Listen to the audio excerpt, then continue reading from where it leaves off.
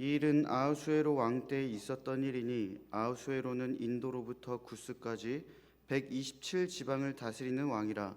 당시에 아하수에로 왕이 수산궁에서 즉위하고 왕이 있은 지 제3년에 그의 모든 지방관과 신하들을 위하여 잔치를 베푸니 바사와 메대의 장수와 각 지방의 귀족과 지방관들이 다 왕 앞에 있는지라. 왕이 여러 날 곧 180일 동안에 그의 영화로운 나라의 부함과 위엄의 혁혁함을 나타내니라. 이날이 지남에 왕이 또 도성 수산에 있는 귀천간의 백성을 위하여 왕궁 후원들에서 7일 동안 자치를 베풀세 백색, 녹색, 청색 휘장을 자색하는 배 줄로 대리석 기둥 은고리에 메고 금과 은으로 만든 걸상을 화반석, 백석, 운모석, 흑석을 깐 땅에 진설하고 금잔으로 마시게 하니 잔의 모양이 각기 다르고 왕이 풍부하였으므로 어주가 한이 없으며 마시는 것도 법도가 있어 사람으로 억지로 하지 않게 하니 이는 왕이 모든 국내 관리에게 명령하여 각 사람이 마음대로 하게 함이더라. 왕후 와스디도 와수에로 왕궁에서 여인들을 위하여 잔치를 베푸니라. 제7일에 왕이 주흥이 일어나서 어전넷이 무후만과 비스다와 하르보나와 빅다와 아박다와 세달과 가르가스 7사람을 명령하여 왕후 와스디를 청하여 왕후의 관을 정죄하고 왕 앞으로 나오게 하여 그의 아리따움을 뭇 백성과 지방관들에게 보이게 하라 하니 이는 왕후의 용모가 보기에 좋음이라. 그러나 왕후 와스디는 내시가 전하는 왕명을 따르기를 싫어하니 왕이 진노하여 마음속이 불붙는 듯 하더라. 왕이 사례를 아는 현자들에게 묻되 왕이 규례와 법률을 아는 자에게 묻는 전례가 있는데 그때 왕에게 가까이 하여 왕의 기색을 살피며 나라 첫 자리에 앉은 자는 바사와 메대의 7지방관 곧 가르스나와 세달과 아드마다와 다시스와 메레스와 마르스나와 무무간이라. 왕후 와스디가 내시가 전하는 아하수에로 왕의 명령을 따르지 아니하니 규례대로 하면 어떻게 처치할까? 무무간이 왕과 지방관 앞에서 대답하여 이르되 왕후 와스디가 왕에게만 잘못했을 뿐 아니라 아하수에로 왕의 각 지방의 관리들과 뭇 백성에게도 잘못하였나이다. 아하수에로 왕이 명령하여 왕후 와스디를 청하여도 오지 아니하였다 하는 왕후의 행위의 소문이 모든 여인들에게 전파되면 그들도 그들의 남편을 멸시할 것인즉 오늘이라도 바사와 메대의 귀부인들이 왕후의 행위를 듣고 왕의 모든 지방관들에게 그렇게 말하리니 멸시와 분노가 많이 일어나리이다. 왕이 만일 좋게 여기실진데 와스디가 다시는 왕 앞에 오지 못하게 하는 조서를 내리되 바사와 메대의 법률에 기록하여 변개함이 없게 하고 그 왕후의 자리를 그보다 나은 사람에게 주소서. 왕의 조서가 이 광대한 전국에 반포되면 귀천을 막론하고 모든 여인들이 그들의 남편을 존경하리이다 하니라. 왕과 지방관들이 그 말을 옳게 여긴지라. 왕이 무무간의 말대로 행하여 각 지방 각 백성의 문자와 언어로 모든 지방에 조서를 내려 이르기를 남편이 자기의 집을 주관하게 하고 자기 민족의 언어로 말하게 하라 하였더라. 아멘. 여러분 이 그림을 한번 보실까요? 네.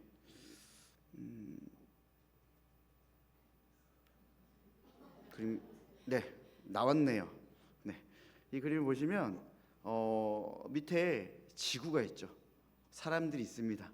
저 가운데 여러분들이 많이 봤던 롯데타워도 이렇게 세워져 있죠. 아닌 것 같지만 롯데타워입니다. 그리고 이 지구 위에 하늘이 있고 그 하늘 위에 우주가 있습니다. 여러분 이 그림에서 그 다음에 무엇이 보이십니까? 아무것도 안 보이시죠? 근데 여러분 우리 믿음의 눈으로 본다면 보이지 않게 분명하게 존재하시는 하나님의 섭리와 손길을 우리는 경험하게 될 것이고 보게 될 것입니다. 믿음이 없는 자들은 그저 눈앞에 있는 현실만을 보지만 믿음이 있는 자들은 이 세상을 만드시고 다스리시고 역사하시며 운행하시는 그 하나님의 놀라운 섭리와 손길을 결국 보고 경험하게 되는 것입니다. 하나님은 우리 눈에는 보이지는 않습니다. 하지만 우리의 믿음은 하나님이 계시다는 것을 분명하게 알고 인정하죠. 오늘 우리가 함께 나누려 하는 이 에스더서에도 하나님이 전혀 언급되지 않습니다. 평소에도 보이지 않는 하나님인데 이 말씀에서는 더더욱 보이지 않는 것이죠. 하지만 우리가 믿음의 눈으로 볼 때 에스더서에서 역사하시는 하나님의 손길이 얼마나 놀랍고 은혜로운지, 또 그 하나님의 존재가 얼마나 자랑스럽고 기쁜지를 우리는 깨닫게 될 것입니다. 그래서 저는 여러분과 함께 오늘 본문에서 역사하시는 그 하나님을 믿음의 눈을 가지고 함께 보려 합니다. 이 시간 우리에게 베풀어 주실 은혜를 기대하며 하나님의 그 역사하심을 경험하는 은혜로운 시간 되기를 소망합니다. 저도 그렇지만 여러분도 에스더서를 매우 여러 번 읽으셨을 것입니다. 그런데 우리가 성경을 읽을 때마다 참 신기한 경험을 하죠. 똑같은 본문을 읽지만 내가 어떠한 상황과 환경에 있을 때마다 그때마다 이 말씀이 다르게 다가온다라는 것입니다. 변함이 없는 하나님의 성경 말씀인데 그때마다 관점이 다르게 보인다라는 것. 그 이유는 하나님의 말씀은 과거에 죽어서 끝난 말씀이 아니라는 겁니다. 그 말은 곧 하나님의 말씀은 지금도 살아 있어서 우리에게 바로 이 말씀을 통해 그대로 이야기하고 계시다라는 것입니다. 이 성경을 말씀하신 하나님이 지금도 살아계시고 이 말씀이 오래전에 기록되어 있으나 지금을 살아가는 우리에게 하시는 말씀이기 때문에 우리에게 그때그때마다의 적용점이 다르게 다가오는 것입니다. 물론 분명히 이 말씀은 변함이 없지요. 그대로 우리에게 동일한 말씀이지만 우리에게 전해주는 하나님의 마음, 그 뜻, 그 은혜가 때때마다 다르다는 것입니다.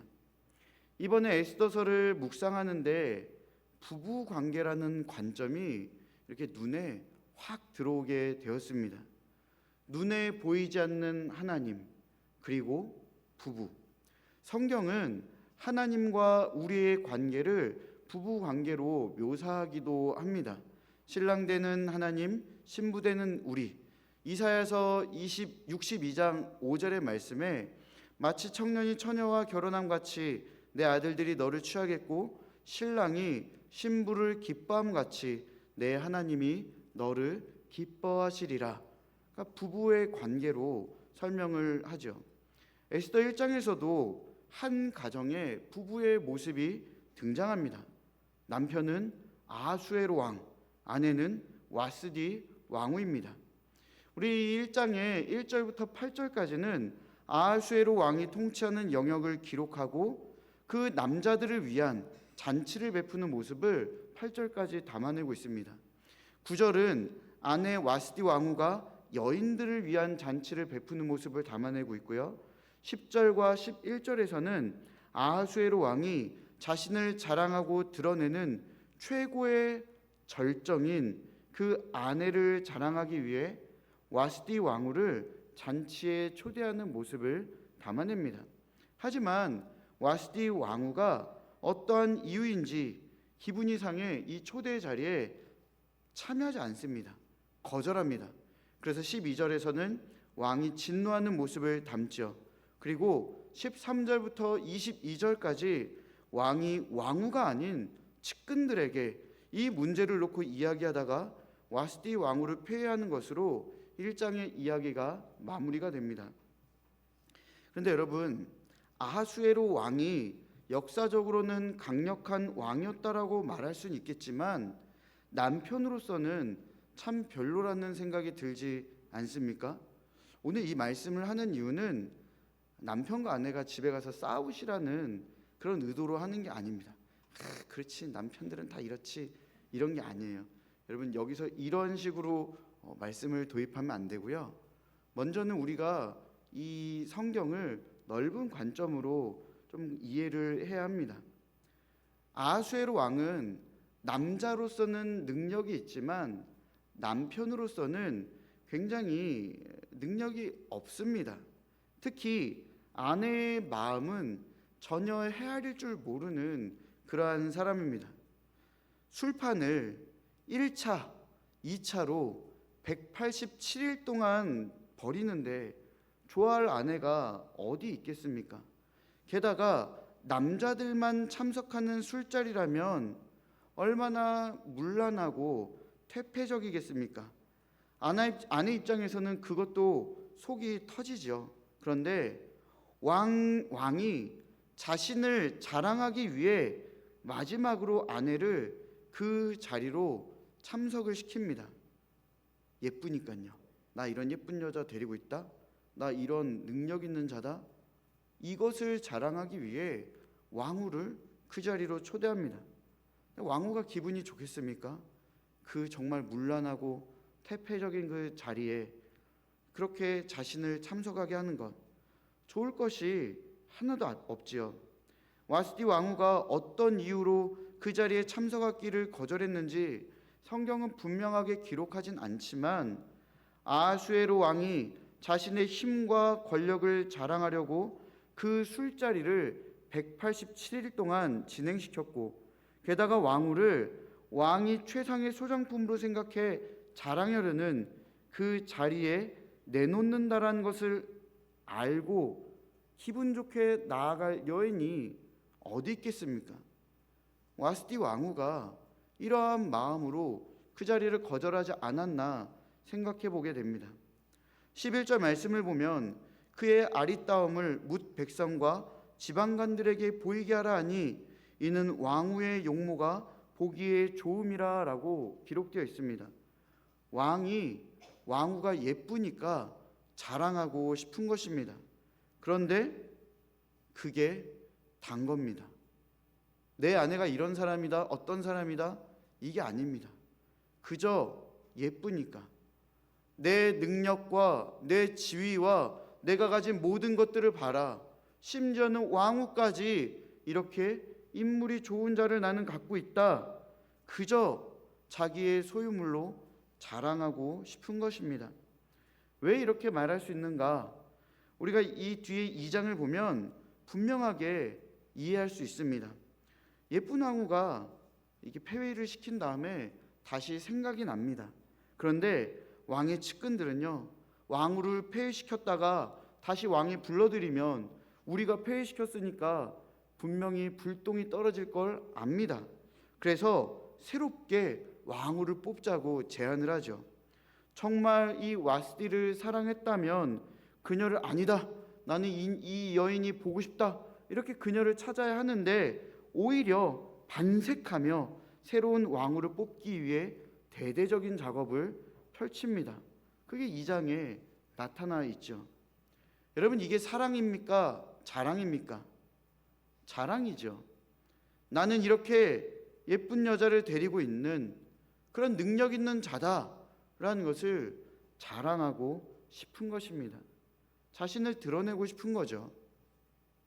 게다가 왕후를 정말로 사랑했다면 자신의 명을 거절했을 때 찾아가서 이유를 묻고 기분이 상했다면 달래주고 해결하는 게 우리가 정상적으로 생각하는 부부의 모습입니다. 물론 이 당시에 왕과 왕후, 당시 남성과 여성이라는 그런 문화를 본다 할지라도 부부라면, 정말 사랑한다면 상식적으로 그 왕후를 바로 폐위시키는 것이 아니라 그렇게 한번 물어보고 대화를 나누는 것도 필요한 것이죠.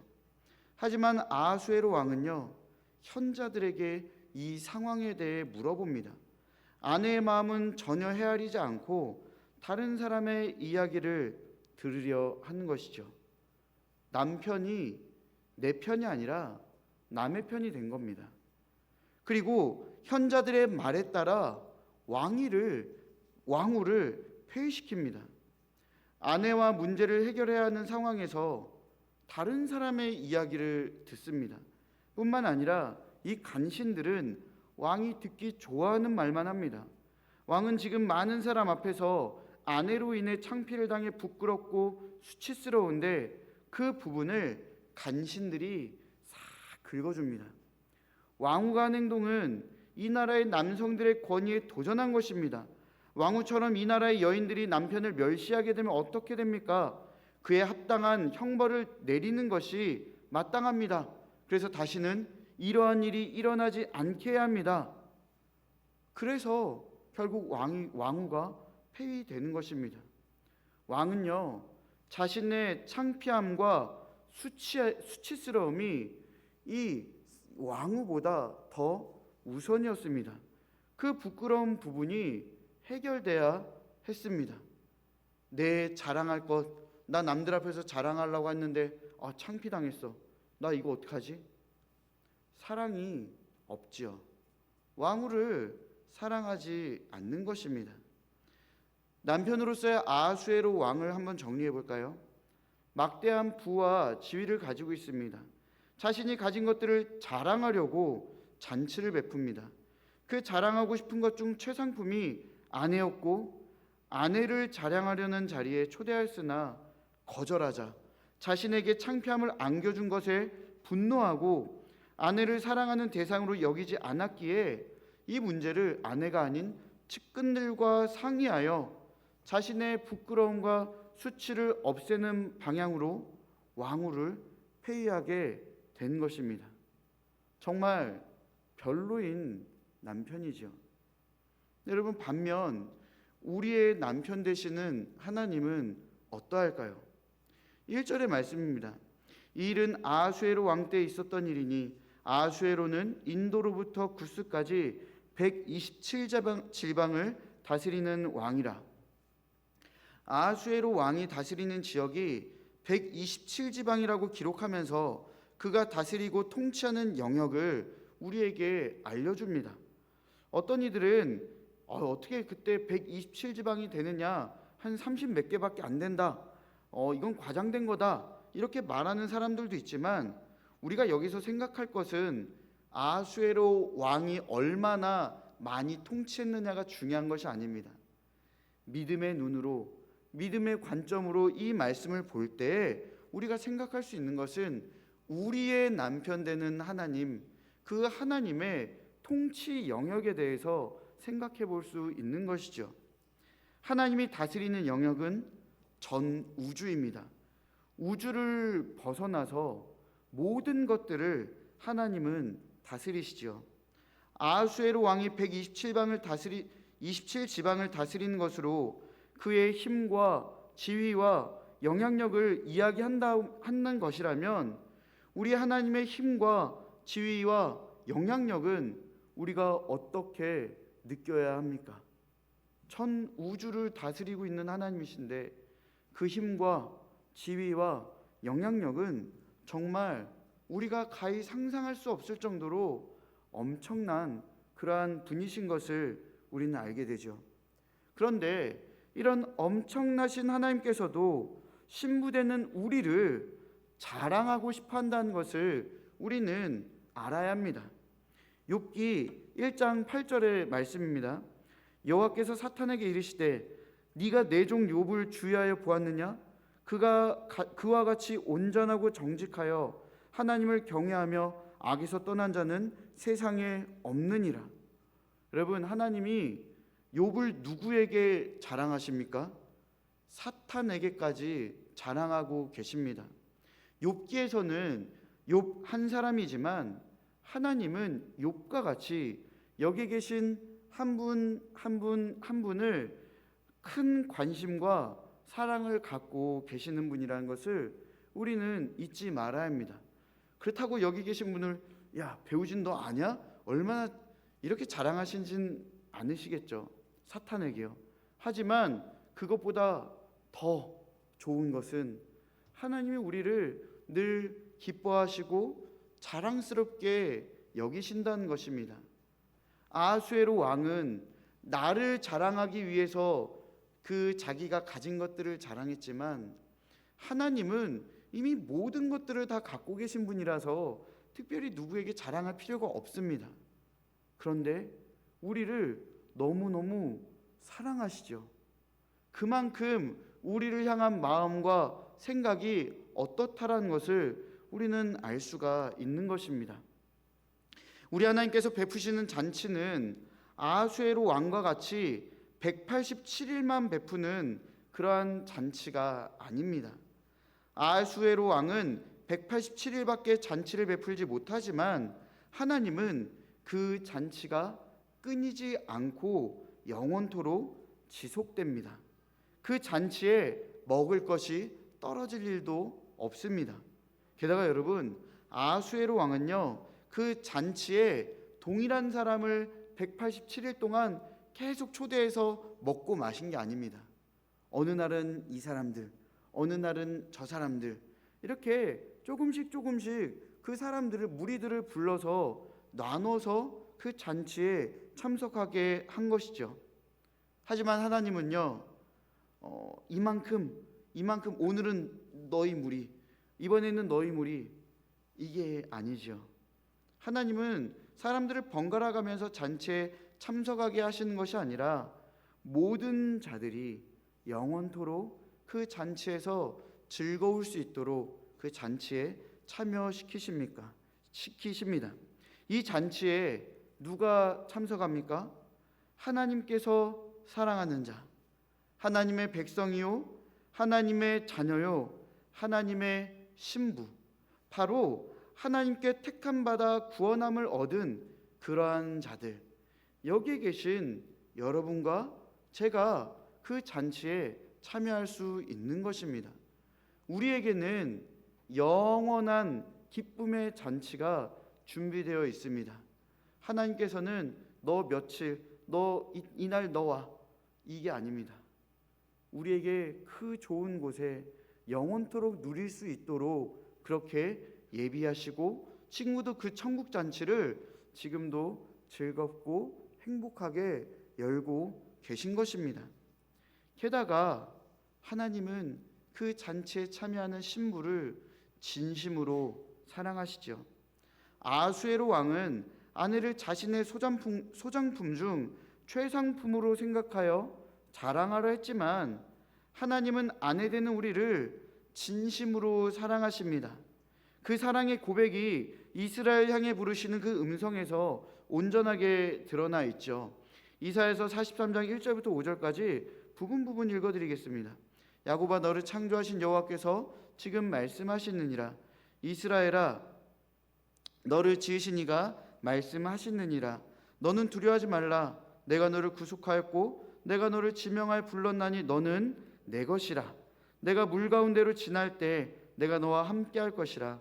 강을 건널 때 물이 너를 침몰하지 못할 것이며 내가 불 가운데로 지날 때 타지도 아니할 것이요 불꽃이 너를 사르지도 못하리니 대전하는 여호와 내 하나님이요 이스라엘의 거룩한 이요 내 구원자임이라.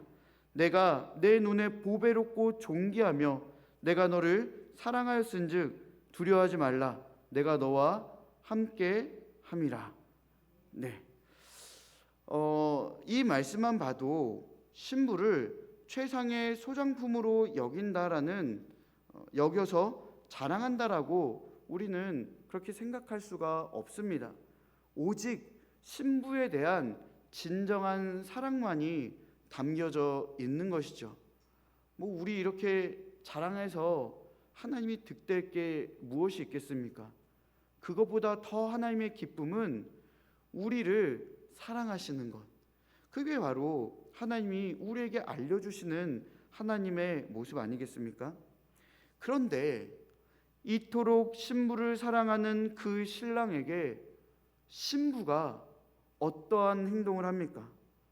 그 신랑이신 하나님께 수치와 부끄러움을 안겨줍니다. 성경을 보면요, 아담과 하와는 하나님의 명령을 어기지요. 하나님께 수치와 부끄러움을 안겨주는 것입니다. 또한 이스라엘 백성을 보십시오. 하나님이 아닌 우상을 섬깁니다. 그렇게 타이르고 또 경고해도 굉장히 오랜 시간 동안 우상을 섬기게 되죠. 이스라엘 백성들은 그렇게 하나님께 수치와 부끄러움을 안겨줍니다. 여러분, 지금을 살아가고 있는 우리 또한 하나님을 기쁘시게 해드리지 못하고 수많은 죄를 범하며 살아갑니다. 신랑 되시는 하나님께 굉장히 다양하고 많은 죄와 수치와 부끄러움을 안겨주고 있는 것입니다. 여러분, 지난 한 주 여러분의 삶이 하나님 앞에서 온전했으며 하나님이 기뻐하시는 삶을 살았다, 이렇게 장담할 수 있는 사람이 누가 있겠습니까? 누구도 그렇지 않았다 자랑스럽게 이야기할 사람이 단 한 사람도 없습니다. 그렇다 하여 하나님께서 그 수치와 부끄러움에 대해서 신부되는 우리들에게 이혼을 소송을 거십니까? 그렇지 않죠. 아니면 우리에게 폭언과 폭력을 행사하십니까? 그렇지도 않습니다. 하나님은 우리에게 당하신 수치와 부끄러움에 대하여 그 어떤 대가를 요구하시지 않으십니다. 왜입니까? 우리를 너무나도 사랑하시기 때문이죠. 오히려 우리를 잊지 않고 우리에 대한 사랑이 변함없으시다라는 것을 되려 우리에게 계속해서 보여주십니다. 먼저 그 변함없는 사랑을 알려주시기 위해 우리의 이름을 자신의 몸에 새겨 넣었다라는 것을 하나님은 말씀을 통해 우리에게 알려주시죠. 근데 이게 요즘 젊은 사람들이 서로 사랑의 징표로 서로의 이름을 몸에 문신으로 새겨 넣는 그것과는 완전히 개념이 다릅니다. 이사야 49장 16절 말씀이죠. 내가 너를 내 손바닥에 새겼고 너의 성벽이 항상 내 앞에 있나니. 방금 말씀드린 것처럼 정말로 문신을 하나님이 새겨 넣으신 것은 아닙니다. 그러니까 비유적인 표현이죠. 그만큼 우리를 잊지 않는다, 우리를 사랑하신다라는 하나님의 그 고백입니다. 하지만 이 우주를 창조하시고 다스리시는 하나님께서 우주 안에서 먼지보단 작은 우리를 기억해 주시고 우리의 이름을 새겨 넣으셨다라는 것, 여러분 어떻습니까? 얼마나 기쁘고 감사할 수밖에 없습니까? 바닷가 모래사장에 먼지 하나를 떨어뜨려 놓습니다. 그리고 여러분에게 그 먼지를 찾으십시오. 그러면 여기서 찾으실 분이 누가 있을까요? 내가 먼지를 왜 찾아? 그게 나한테 무슨 이득이 된다고? 다이아몬드도 아니고. 그렇죠? 먼지 찾는 것을 포기하고 그 가치를 굉장히 낮게 여길 것입니다. 그런데 하나님은 하셨습니다. 무엇과도 바꿀 수 없는 큰 기쁨으로 우주 안에서 먼지를 찾아내셨습니다. 그게 바로 우리입니다. 우주라는 관점에서 우리를 볼 때 우린 정말 먼지보다 작은 존재입니다. 그러한 관점 속에서, 우주적인 관점 속에서 돈이 많은 사람이든 한 나라의 왕이든 역사의 중요한 인물이든 또는 가난한 자든 병든 자든 건강한 자든 부유한 자든 우주 안에서 무슨 의미가 있겠습니까? 그러한 존재들이, 먼지만도 못하게 작은 존재들이 어떤 의미가 있겠습니까? 그런데 하나님은요, 우리 한 사람 한 사람을 의미 있는 자로 만들어 주셨습니다. 크기로 볼 때는 진짜 별것 아니죠. 먼지만도 못한 우리들이죠. 하지만 가치로 따졌을 때는 그 우주보다 더 큰 자로 우리를 높여주시고 우리에게 의미를 부여하신 것이 바로 하나님이십니다. 그리고 그분의 사랑입니다. 그렇게 우리에게 그 크신 사랑으로 의미를 부어주시고 새겨주셨죠. 우리를 향한 남편 되신 하나님의 사랑입니다. 여러분, 그뿐만이 아닙니다. 우리 때문에 자신이 수치와 부끄러움을 당하심에도 우리를 질책하지 않으시고 오히려 하나님 나라와 하나님의 품으로 우리를 끌어당겨 주십니다. 그 말은 곧 우리를 용서해 주셨다라는 거죠. 내 죄가 하나님을 부끄럽고 수치스럽게 만들었지만 나를 용서하시는 그 하나님의 사랑이 우리에게 임했다라는 것입니다. 아하수에로 왕과 같이 아내와 자신의 문제를 다른 누군가를 개입시키지 않으시고 오히려 아내와 직접적인 갈등을 해결했다라는 겁니다. 신랑 되신 하나님이 신부 되는 우리와 그 문제를 직접적으로 해결하신 것입니다. 어떻게요? 사랑으로 용서해 주신 것이죠. 우리가 하나님께 범죄한 것 사랑으로 용서해 주셨습니다. 여러분도 너무나도 잘 알고 계시지 않습니까? 바로 예수 그리스도를 이 땅 가운데 보내주셔서 우리의 모든 죄와 사망을 이기셨습니다. 그 예수 그리스도가 바로 하나님의 용서요 화해의 징표가 되는 것입니다. 우린 이렇게 사랑받는 그러한 자들입니다. 사랑하는 여러분, 다시 한번 남편으로서의 아하수에로 왕을 정리해 볼까요? 막대한 부와 지위를 가지고 있습니다. 자신이 가진 것들을 자랑하려고 잔치를 베풉니다.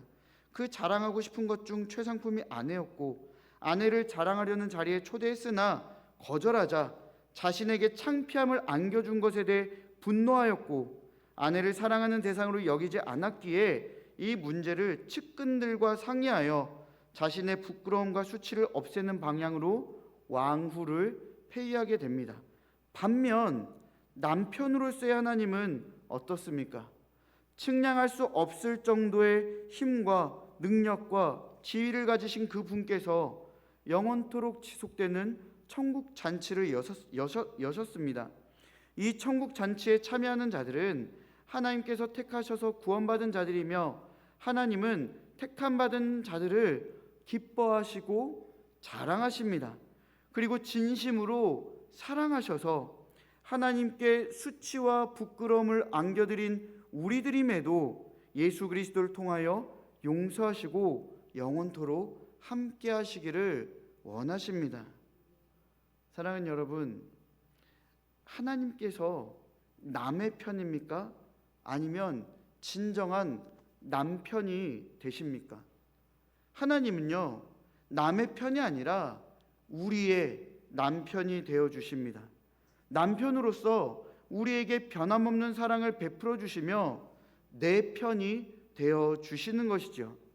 우리가 하나님 앞에서 범죄함으로 하나님께 수치와 부끄러움을 안겨드렸어도 그 사랑은 변함이 없으시며 우리와의 관계를 올바르게 세워 나가시기 위해 예수 그리스도를 통한 용서와 구원의 은혜를 베풀어 주셨습니다.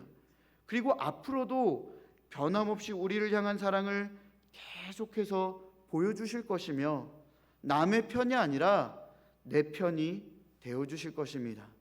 영원토록 말이죠. 에스더 1장에서는 하나님은 보이지 않습니다. 하지만 믿음을 가진 자들은 이 말씀 속에서도 하나님을 느낄 수 있고 경험할 수 있고 볼 수 있습니다. 그리고 오늘 본문의 말씀을 통해 지금도 살아계셔서 우리에게 말씀하시는 하나님의 마음과 생각을 우리는 믿음의 눈으로 알게 되고 깨닫게 될 것입니다. 하나님은 능력과 위엄이 있으신 분이시며 그 하나님께서 우리를 진심으로 사랑하시며 죄인된 우리를 구원하셔서 우리를 화목하기를 원하신다. 우리를 하나님 나라에서 영원토록 함께 하시기를 원하신다. 이것이 바로 믿음의 눈으로 보는 에스더서 1장의 내용입니다.